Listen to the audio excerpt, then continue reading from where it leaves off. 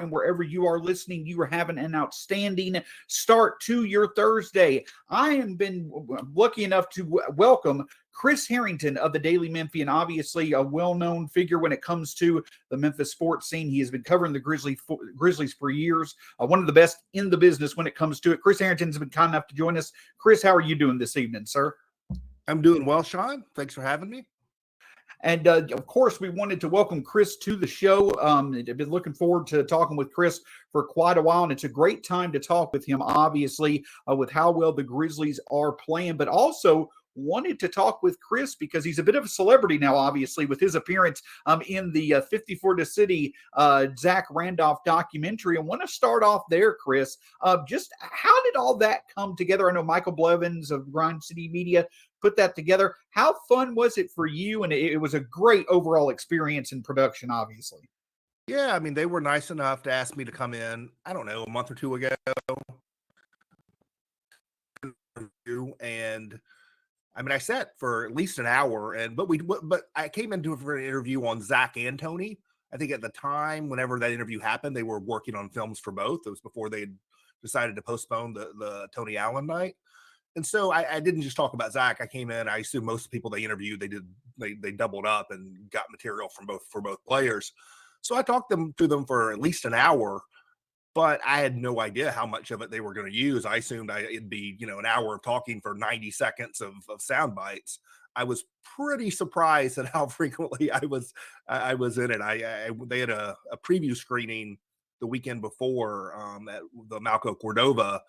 And then a panel afterward with Zach Randolph and some of the people involved. I was on the panel, but I had not seen the movie, or I had no idea what it was going to be like till I sat down in the theater and it popped on. And I was pretty shocked at how often I was in it.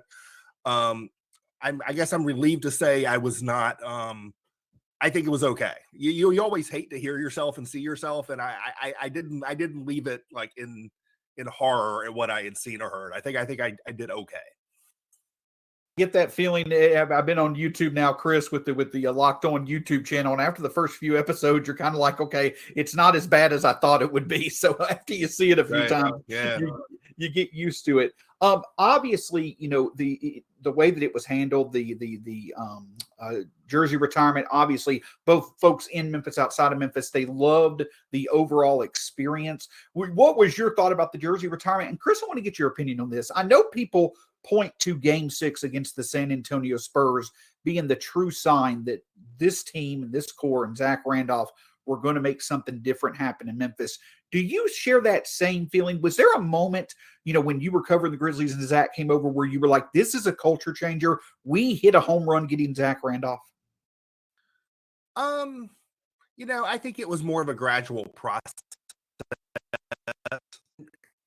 First, Zach was really important. And to me, that's one of the more underrated Grizzlies seasons. It tends to go under the radar because they did not make the playoffs. It was the last year before that 7-year playoff run.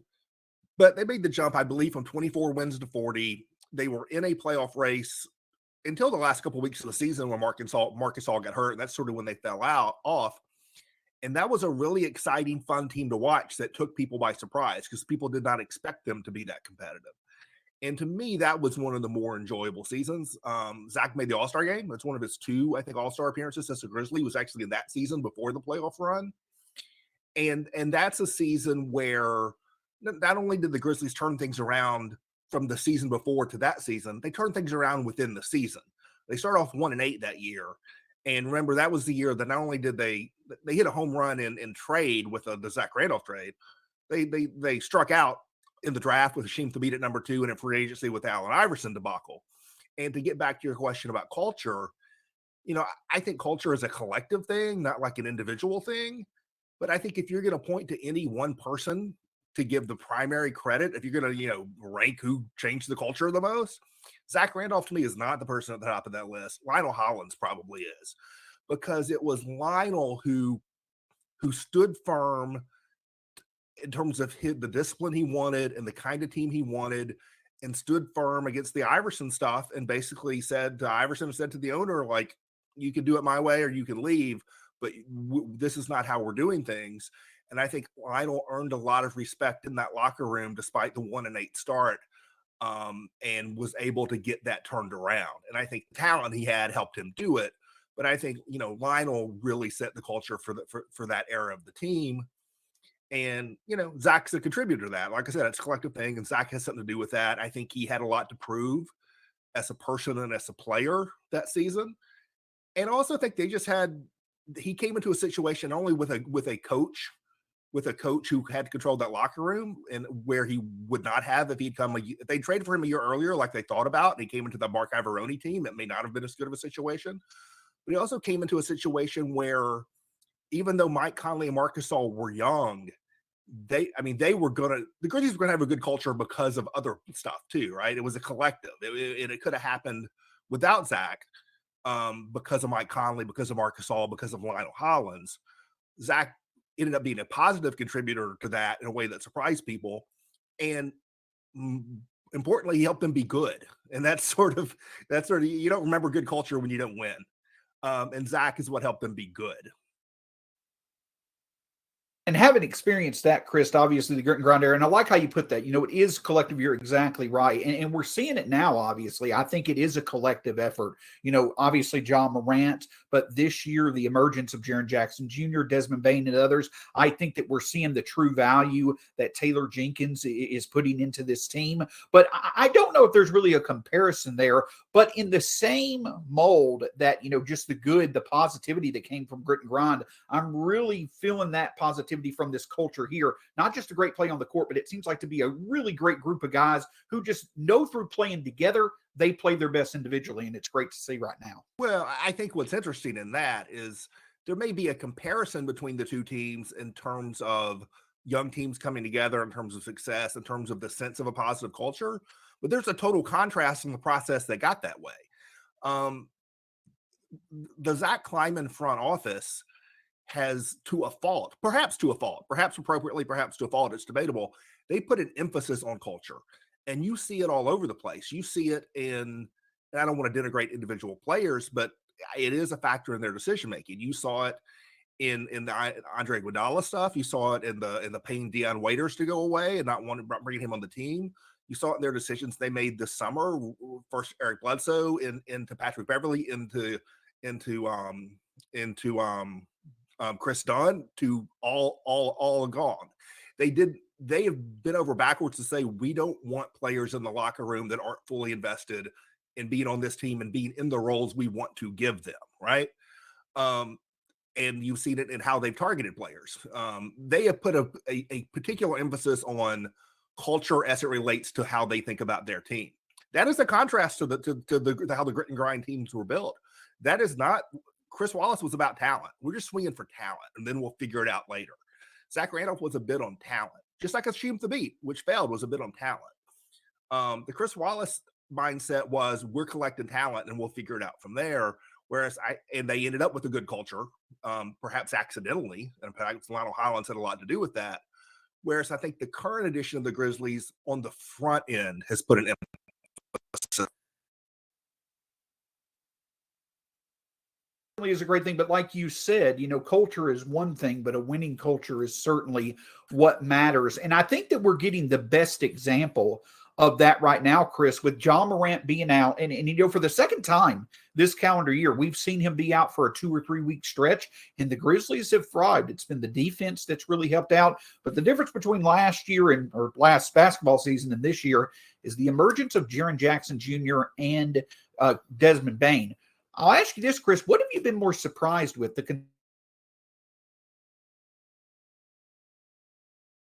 Or Desmond Bane's resourcefulness as a scorer on offense?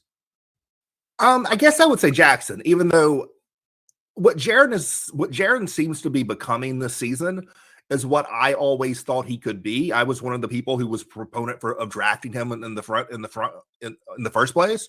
When we had our local arguments about Jaren Jackson versus Marvin Bagley, I was a big Jaren Jackson guy.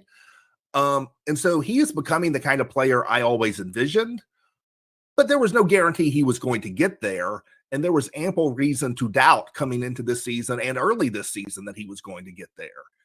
And I think the leap he has taken was not guaranteed and is enormously important. And I think despite me talking about it on the radio every day, I think is still a little under the radar, even among Grizzlies fans and people who cover the Grizzlies.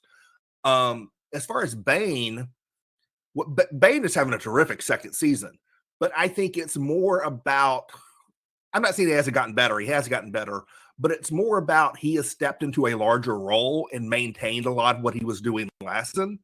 What he did last season in a smaller role, he is now doing with more minutes and more touches and more shots. His 3-point percentage is actually down a little bit relative to last season. I mean, it was hard for it not to be. It was like 43, 44% or whatever as a rookie. His 2-point percentage, I think, is about the same as it was last year. He has taken on a bigger burden and maintained a similar quality, and I think that's enormously impressive. But if I'm having to like compare the two, and they're both very happy stories for the Grizzlies, to me, the Jaren thing is a much bigger step forward, a more important step forward, and probably get relative to how he started the season and the injury history, a more surprising step forward. And that leads to another question that I'll get your thoughts on. I know that you have talked before with Matt Herdlicka. I know that when you were on the radio shows doing things such as that, y'all talked before. Always enjoyed listening to y'all. I talked with him a few weeks ago, and he said that one of the more interesting things for him would Jaren's offensive effectiveness continue when Ja gets back, because with higher usage, there's been more rhythm. Just kind of your thoughts on that. I think it's very interesting to see. I hope it's there, but it certainly is going to be a narrative to watch once Ja comes back. Yeah, I mean, this is something, my colleague Drew Hill and I, we talked about before the season, or maybe early in the season. Ja Morant is a terrific scorer who's gotten better in his third season. He's a terrific playmaker. You can be great at it, but it's a challenge to find the right balance between the two. Even for great players, it's a challenge to find the right balance. And I think it will be it's interesting and very important for the Grizzlies when Ja comes back in this team that has been playing without him, to see how he strikes that balance. And not only see how Ja strikes that balance, but how Dylan Brooks, who is a very shot-happy player and has been very good, is he willing to maybe accept a little bit of a step back relative to usage and touches? I think those are the two guys who led the Grizzlies in the playoffs last season. Ja, I don't know what Ja averaged, probably close to 30 points, maybe more than 30 in the playoff series.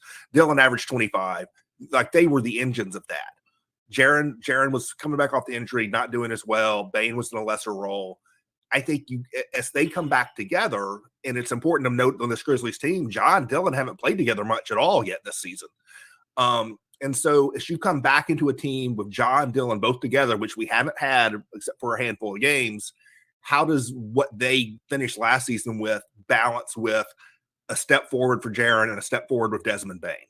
And I think Desmond Bane is such a pure shooter, and Jaren is such a talented scorer inside and out now. The inside's come along, inside and out, and he gives that to you from the front court, which helps balance your team. I think it's really important that offensive touches and shots don't take too much of a step backward for those two players. And if that means fewer shots for Dylan, if that means Ja is shooting less when he returns than he was earlier in the season, if that means, it's coming from other places, I would not actually want to see much of a decline for Bane or Jaren from what they're doing right now. And I agree. And that's the thing that stood out, is that, kind of the formula for success for the Grizzlies right now is, two of Dylan, Desmond, and Jaren are stepping up, scoring 20 a night each. You've got a top 5 defense playing well, and the depth is certainly there as well. But Dylan, obviously, didn't really expect for him to continue the offensive production that he showed in the playoffs. But it's clear, Chris, this calendar year, when he is on the court, this Grizzlies defense is a different level when it comes to not only defense, but just in terms of energy. He seems to, others feed off him to play well. It's outside the box score, contributions value. I know his scoring can be inefficient at times, but this team truly is at its best with Dylan on the court. And his defense is beyond the box score. He's not a big steals and blocks and rebounds. He's not a particularly good rebounder. But he defends his man. He's the best on-ball defender, certainly, the team has. And I just think his impact defensively on the whole team, it goes beyond even that. And a point I've made a few times this week, I made it in a column I wrote this week, and I've made it, in other audio forms. I think a lot of people have noticed, Ja went down and the Grizzlies defense got a lot better. And that's not a coincidence. But the point I've made is that the absence of John Morant, while that might be a factor in the improved defense, I think is less of a factor than the presence of Dillon Brooks. That is more the story. Dillon has played 8 of these 9 games as John's been out. I think he played, I don't know, I'm making up numbers, but something like this. He played like 6 or 7 of 20 something, before then, before John went down. And so he's played, 90% of the games without John. He played fewer than 50% of the games with Ja. And I think the difference in the defense from the with Ja, without Ja is really more of a with Dillon, without Dillon difference on the defense. And, I wrote a column at the beginning of the season about Dillon Brooks and Kyle Anderson. And a point I made, an assertion I made, is that the Grizzlies' great defense last season, they started John Morant for all season. It was a particularly good defender. They started Jonas Valanciunas, who was underrated defender in some ways, but had his limitations, as we saw in the playoffs. Started Grayson Allen for a lot of the year, who I don't think is a particularly good defender. There's some people who disagree with that. I think the commonality for the Grizzlies last season was Dillon Brooks and Kyle Anderson and the way they functioned together to drive team defense. Kyle's taken a step back in terms of minutes and performance this season, but Jaren has stepped right back into that role at power forward. And I think it's been the same thing with an even higher ceiling with Dillon and Jaren. Because even with Dillon out, the Grizzlies defense was okay when Jaren was on the floor, and it was terrible when he was off. And I think what we've seen is that if you have Dillon or Jaren, you're okay defensively. When you have them both, you're really good defensively, almost no matter who the other 3 players on the floor are. And that will lead me to my next question, in that, we've looked at times the Grizzlies have had a top 5 offense. We've looked at them having a top 5 defense. They've been both over the past few weeks. I feel like, Chris, this team's more naturally talented on defense, especially with how Dillon and Jaren are playing, but they also, with y'all, are very good on offense. What do you feel the identity for this team is, and which side of the ball do you feel it's more important for them to consistently be strong to elite at? I mean, I think coming into the season, I projected them to be better defensively than offensively. I think most people did who thought about it in those sort of team terms, in terms of thinking about team defense and offense.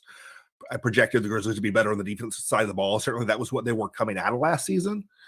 I think now that Jaren has taken the leap defensively, he maybe has taken the leap on both sides of the ball, but I think the defensive leap came quicker and is more pronounced, or more significant, even if it's maybe less noticed.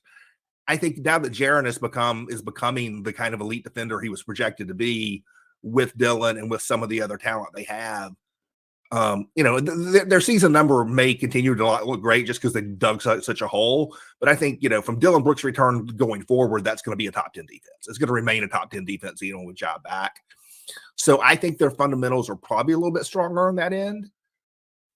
But I think the offensive ceiling is a lot higher than I thought it was coming into the season. I mean, when they lost Jonas Valanciunas, that was the real question. Like, are they going to be able to eat? Not only can they get better offensively, but can they not slide? Can they manage to not take a big step back offensively? And what we've seen, Ja, before he got hurt, had taken a step forward offensively in terms of his 3-point shooting and his mid-range shooting, a much more of a 3-level scorer than he was last season. And now we've seen Jaren come around. They have to find that balance. And that's going to be, a question. But I think the ceiling is higher on the offensive end than I thought it was coming into the season. And I think the ceiling is as high on the defensive end as I thought it was coming into the season. I'm sort of getting off on a tangent. You had something I was trying to get back around to, and then I got lost on it. Not a problem at all. Yeah, I had mentioned, where do you feel that this team more naturally? Oh, identity. Identity is what you and what's more important for their identity to be? Well, see, I think the identity question is tough with the Grizzlies right now because, as I mentioned earlier, Dillon Brooks and John Morant played 6 games together this season. So out of, 30 or whatever the total games are so far, 6 of them have had those 2 players on the floor. And I don't think you're going to form an identity until you have your core on the floor together longer. And so we're still in the process of finding out what this team's identity is. It is not going to be the identity of last season, which was so tied to Jonas Valanciunas. Jonas had so much to do with the identity of that team last season. I think this team is still in the process of finding itself. And it's going to be about, I think Desmond Bane is important, but I think it really boils down to John Morant, Dillon Brooks, Jaren Jackson. that trio together is going to drive what kind of team you are and what your identity is. And I think the potential is there for, a dynamic defensive team that has that sort of inside outside game that we all envision with John Jaron. Now, whether they can really interact more to produce offense together, I think that's something that's been very fitful throughout their time together. And that maybe that's one of the next steps to creating that identity is when you get into crunch time stuff, or you're going to get back to seeing more of John Jaron interacting together. And that obviously is the perfect segue to my next point. Obviously, as you know, covering the league and the Grizzlies for years, yesterday was December 15th. Obviously, a big deadline when it comes to trade season with so many people being available. The thing that you hit on, though, is that I think the Grizzlies have every reason to be patient with trying to see what they've got with Ja, Dylan, Jaron, and others. But we also heard at media days that Zach Kleiman was talking about a sense of urgency. If the right opportunity is there, I'm not asking for specifics or anything like that, but your thoughts as trade season starts. I mean, is the time now for the Grizzlies to really look to be buyers if the right deal came along? Yeah, no, I think the key is if the right deal comes along. I think they don't need to be. The question of urgency is interesting because I think in partly that was almost like a PR response to this idea that the Grizzlies don't care about winning and the front office doesn't care about winning and they're focused on the future. And I've always sort of seen that a little bit differently. To me, it's not about some indeterminate. It's like we're focused on being good in 4 years or in 3 years. It's about thinking over a multi-season term. And so it's about how good can you be over the length of what you think is going to be a John Morant, Jaren Jackson window. Well, guess what? That window starts now. Like this season is part of that multi-season stretch. And so it's about thinking about what impacts you across multiple seasons. So that doesn't mean you don't do things that make you better now, because right now it's part of that question too. Because they are so good now, they're competing for a top 4 seed. They are a top 4 seed if the season ended today. I think they can't sacrifice present for inconsiderable future return. And what I mean by that is when you think of a Tyus Jones and a Kyle Anderson who are in expiring contracts, maybe you re-sign those players, maybe you don't. But even if you think you don't trade them for like a second round pick, right? To me, the present value is enough that it's not a matter of, well, we're going to lose them for nothing, so we have to get something for them. You have to get something for, even if you think you're going to lose them, you have to get something for them that you think has more value to you over the length of this window than they have for you this season. And to me, like, one second round pick is not that. And so, even if you think you may not re-sign those guys, to me, that does not mean you have to trade them. It means you're willing to trade them, but you have to weigh their value you have this season, because this season matters too. I think the one piece of the puzzle that I think clearly you're hoping to deal is Jarrett Culver. I think you start with expiring contracts, and Kyle and Tyus are the 2 largest, but they're both in your rotation. Jarrett Culver, I don't have the numbers in front of me, but I think it's around $6.5 million. Sam Merrill's about 1.5. So between those two, you're looking at about $8 million worth of expiring contract. To me, if there's any way to use those expiring contracts in a way that helps you at all, whether it's this season or beyond, it's more likely to be a this season thing. That's something you're looking to do. Like, can you trade a Jarrett Culver expiring contract and add a second round pick or 2 to help your team this season? I think it's worth sacrificing small future value for present value, but I don't think it's worth sacrificing significant future value for current value. To me, it's not about now versus the future. It's about they're both important, and it's about sort of the relative worth of those things. This is why I enjoy talking to you. I love the perspective, breaking it down, because you're right. Like, you're okay even if you don't. Like, I'm someone who enjoys looking at trades, getting future value, all that stuff. But I agree, you don't sit here and mess with a good thing if it's better than you had anticipated. And that's the other thing that I'll ask Chris as we are talking here on Locked On Grizzlies with Chris Herrington of the Daily Memphis, wrapping up here. When it comes to Kyle Anderson and Tyus Jones, with how well Tyus has played without Ja, I know Kyle's taken a bit of a step back, but still an important rotation player. Do you feel that there is a good chance that at least one of them does have a future in Memphis? I know we'll probably see it play out, but I think that at the very least, there's been some convincing arguments over the past calendar year as to why you might like to keep one or both of them. Yeah, I think there are interesting questions with both. In terms of Tyus, so if you look at the way the Grizzlies have played since John Morant's been out, on one hand, Tyus Jones has shown his value, right? He's been playing 30 minutes a game at point guard, and the Grizzlies have been playing well. On the other hand, it has shown the Grizzlies that they don't necessarily have to have a true backup point guard, because now they're playing without a backup point guard because Tyus Jones is starting. And so, like, Tyus Jones is playing 30 minutes a night, and over the last 9 games, they've been their net rating with Tyus Jones on the floor has been plus 18, plus 19, something like that. Well, guess what? For 18 minutes a game over the last 9 games, they're playing without a point guard, and their net rating has been plus 18, plus 19, something like that. And so this idea of when you're starting point guard, which right now is Tyus Jones, but it's going to be John Morant again, when that player goes to the bench, do we have to have a true point guard running the team? Or can we play with sharing the ball among players like Desmond Bane and DeAnthony Melton and Kyle Anderson? And that's been working pretty well lately. They had experimented with that in the summer league. They didn't even bring a point guard to the summer league team. I think it's been very notable that they have not carried a third point guard on the roster, even with their two-way spots last season or this season. And so you wonder if they have the idea in mind of not necessarily having a true point guard on the floor when Ja's not on the floor. And does the last 9 games playing their second unit that way give them the sense that they can go forward that way? I think whatever happens relative to the backup point guard, Tyus Jones is making like $9 million this year, I think. I don't think the Grizzlies are going to pay a backup point guard $9 million next season. So is it possible? I also don't think $9 million is going to be the market rate for Tyus Jones on the free agent market. So is it possible Tyus Jones is back for like whatever the market rate is, which is less than that? Yeah, that's possible. But would it surprise me if the Grizzlies decided, A, we want to spend less of our cap for that slot on the roster, and B, we want to be bigger, defensively in particular, bigger coming off the bench and not necessarily have to have a small point guard in the mix? That would not surprise me either. And so, I would tend to lean against Tyus Jones being back next season for those reasons. The Kyle Anderson thing, he's getting sort of squeezed from every direction. And you saw it particularly early in the season when he was playing poorly on top of that. But, Jaren Jackson's back, so that pushes him to the bench.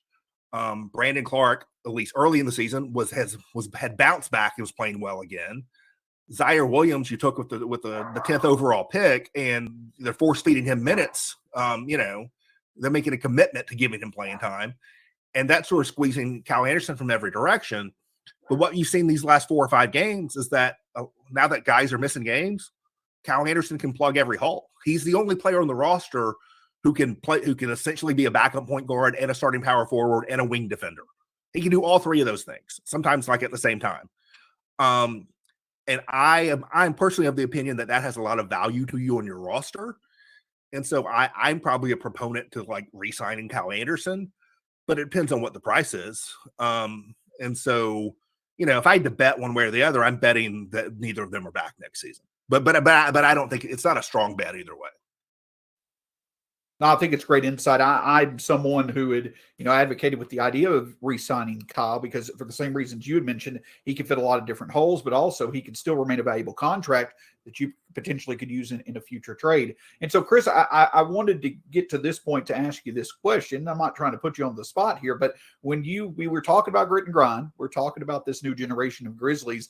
I feel that with how they're playing this year, and obviously with a talent like John Morant, I do feel the potential for this new generation is to potentially maybe reach a new height that the Grizzlies have not yet reached. I know that's far-fetched to say a bit, but do you get the feeling at times with this core? Do you get the feeling their potential could be potentially higher than what you saw during the grit and grind era? I think the ceiling of a John Morant, Jaren Jackson Jr. foundation is higher than the ceiling of whether it was a Zach Randolph, Marc Gasol foundation they had initially, or the Marc Gasol, Mike Conley foundation they sort of shifted to. Either way, I think the John Morant, Jaren Jackson foundation is a higher ceiling foundation.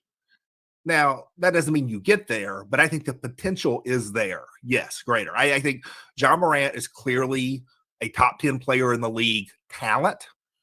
He looked like early this season he was headed that way quickly. I think the defense has to tighten up. I think people are going to take notice now when he comes back of the defense. but he is that level of talent. And I think Jaren Jackson has top 20 potential in the league just because the range of things he can do and the way he can impact a game on offense and defense and across multiple positions. I think even if his individual numbers are never, because I don't know if he's ever going to average more than like 7 rebounds a game, like even at his best, right? So I think there will always be people look at the box score stat line and say, I don't know about this. But when you look at how he impacts the game or how he can impact the game, I think that you have a chance to have 2 top 20 players in the league. If that certainly works out, I think that any Grizzlies fan will take that in a heartbeat. And of course, that's what we're all hoping for. Chris, thank you so much for taking the time to join us. Folks obviously who follow the Grizzlies have followed you for years, but what might you have coming up on your end that people could look out for to end the year, just as far as the Grizzlies go, or in general? I know you have a lot of different interests when it comes to what you like to write and talk about via the Daily Memphian and podcasts. Yeah, I don't have anything specific as far as the Grizzlies go. I try to write at least one column a week that's sort of a general column, and then from there I'll pick up. I usually write 2 or 3 times a week, but I have one general column a week, and then other stuff, maybe a game story or something more specific, like the Zach Randolph stuff was. So I'll be doing Grizzly stuff on and off going forward, and then I'll be doing a year-end film list. Even though no one reviews films anymore, I'm still a member of a film critics group, and so I will be sharing my year-end list probably early next week. Have you seen any good movies here recently? Since I think that there's been a few that have come out. Not to get too much into your list, but have you seen one that really might stand out that some may not think was that good, that was good to you? I don't know. I mean, well, a couple things I've seen very recently, one in theaters and one movie from earlier in the year I just caught up with. West Side Story is really good. The Steven Spielberg version of that just came out. That's definitely worth going to see in the theaters now. Highly recommend that. There's a small movie that came out earlier this year. It's right now it's only on Apple TV. The thing about all these different streaming sites is some people have some and some people don't. There's a movie called Coda that was a prize winner at Sundance early in the year. Coda stands for I think children of deaf adults, and it's about this high school girl who's the only hearing member of her otherwise deaf family. And that's a great sort of small movie that I think a lot of people would enjoy if they gave it a chance. His name is Chris Herrington. We've all been very lucky to have him as someone to cover the Grizzlies, see his great perspective for years. Make sure to check out Drew Hill, Jeff Calkins, all of their great work at the Daily Memphian. Chris, thank you so much for joining us. If you'll stick with us just a second after we're done recording, but thank you for taking the time to join us, and happy holidays to you. Yeah, thanks, Shawn. Thanks for having me. Forgive me. For Chris Herrington, my name's Shawn Coleman. Thanks so much for joining us here on the Locked On Grizzlies podcast.